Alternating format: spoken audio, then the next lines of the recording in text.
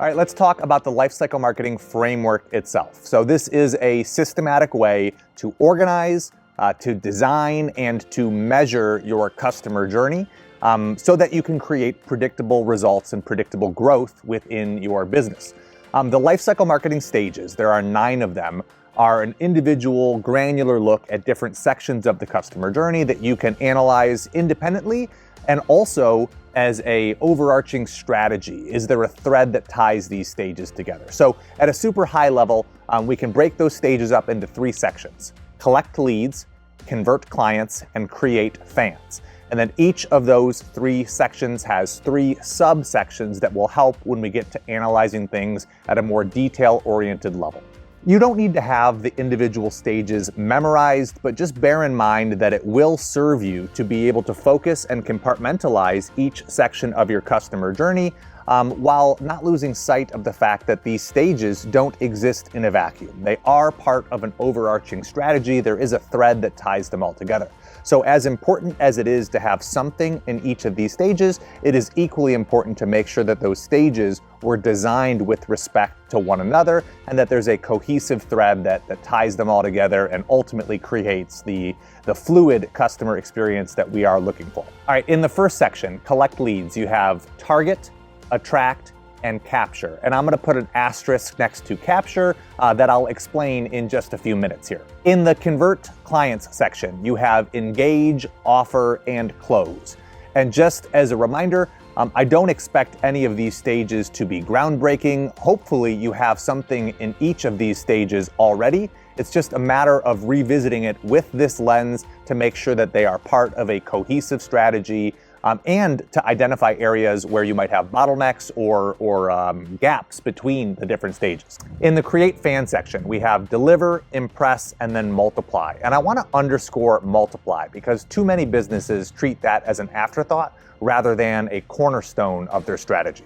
So there you have the 9 different stages and the 3 sections that comprise the lifecycle marketing framework. Now, this framework on its surface might feel simple, but I assure you that it is not easy. And the reason that we find this to be universally applicable is because these stages exist in some form or another for every business that we have worked with, right? The individual labels that you give them might change depending on the vernacular your business uses or the industry that you're in, but the concept we find is completely transferable. It is irrefutable, and it is this. Right? The goal of these individual stages is to create a customer journey. I think of those stages as like laying the tracks of a roller coaster, right? You're building the experience you want people to have, and the goal should be that there are no gaps in that roller coaster track, right?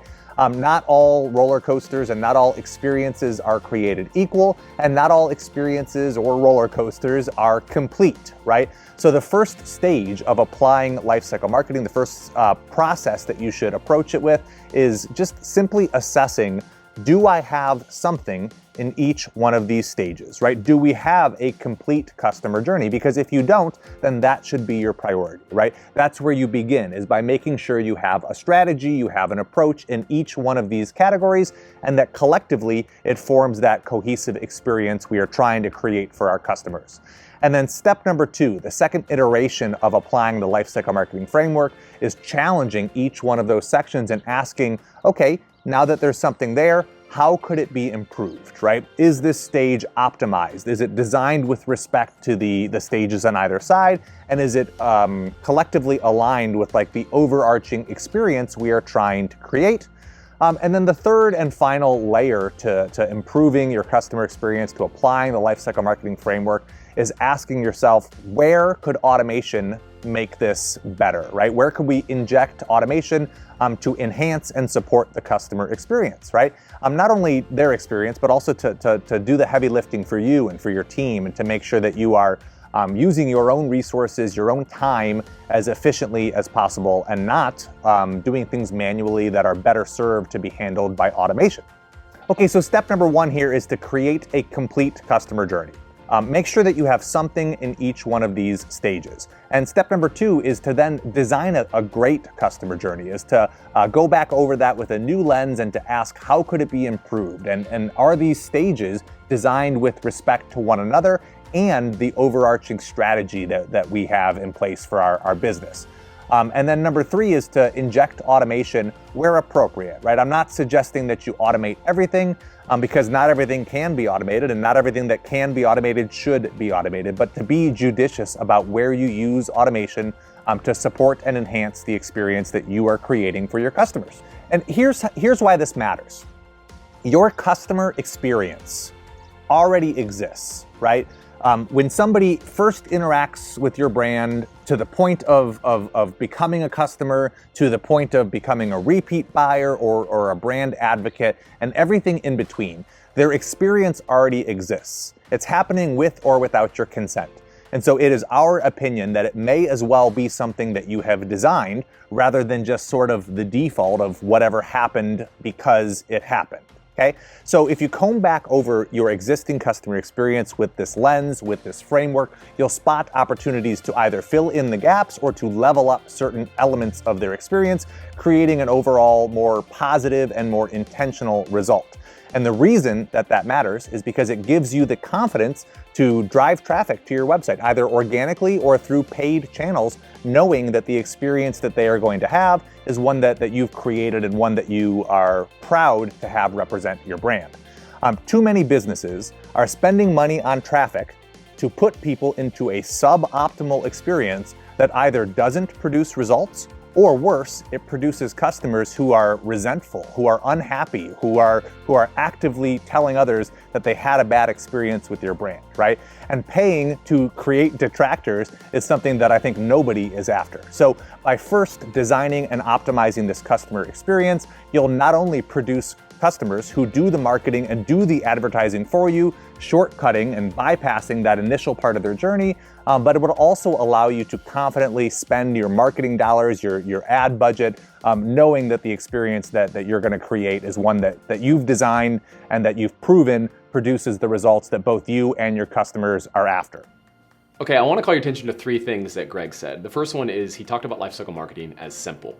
And I want to make a distinction between simple and simplistic. Simplistic is simple but ineffective, and simple is something that understands all of the necessary complexities to be effective, but has simplified it so it's easy to understand, use, and implement. And that's what lifecycle marketing is. It's actually a framework or a tool that helps simplify all the complexity and chaos of your business so you can see it, understand it, and then make decisive decisions around it. The second thing is he talked about labels don't necessarily matter. And I want to reiterate that. What we call these 9 stages in these 3 phases are descriptors, but you can adapt those things to fit your business so that it is more accurate to the journey that your leads, prospects, and customers are having. A quick example is at the African Leadership University, where I have spent time leading.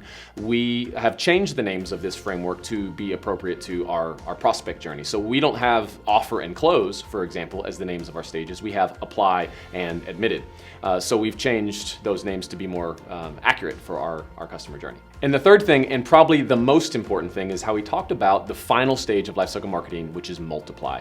Multiply is where the cycle in lifecycle marketing actually comes in. It's when we get someone all the way through that journey and we get them to do the thing that we ultimately need for our business to grow exponentially. And that is to multiply our existing customers so that they buy more, they buy again, and or they tell others.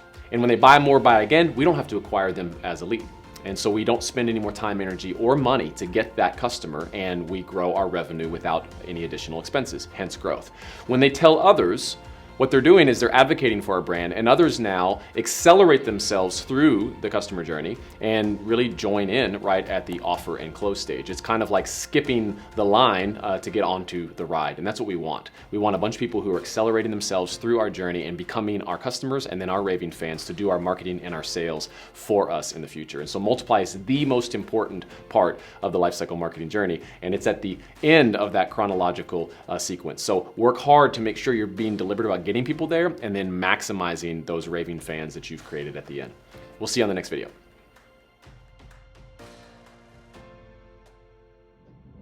All right, so circling back to the asterisk I put on capture leads or collect leads, the reason I take issue with that or that I wanted to expand on that phrase is because saying collect leads or even saying capture leads sort of implies that your target customer, your perfect customer, is just out there, right? Wandering around, just waiting for you to tap them on the shoulder and say, hey, come with me, right? Which might be true to a certain extent. But I think that it's limiting if we only think of it that way. I believe that we can also create our perfect customer, right? So yes, if your perfect customer is out there, you should totally collect them and steer them toward the products and services you have that solve their pain point. But you can also take people who are not quite ready and you can help them become your perfect customer, right? You can create your own customers. And I think of like a wine tasting room, right? People who wander in there might be looking for wine, but the experience that they have once they get there helps them understand and appreciate the wines so that they can be a better customer, right? So by giving people some tasting, by giving them some education, by helping them see the process in which the wine is made, they are more capable of appreciating the product that winery produces. And the same thing is true for most businesses. By educating your own prospects, you can create the ideal customer for whom you are the best fit, right?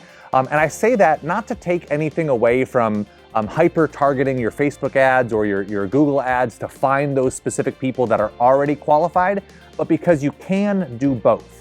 Yes, you can target the people for whom you are already the best fit, but you could also find people who are 1 degree or 2 degrees away from the right fit, and you can help them become more qualified through education, resources, training that guide them toward becoming the ideal customer for whom you have products and services that address their pain points. So I just wanted to expand on that because I find the concept of creating our own customers opens up a lot of opportunities for businesses in terms of both lead acquisition, but also content creation and content strategies in general.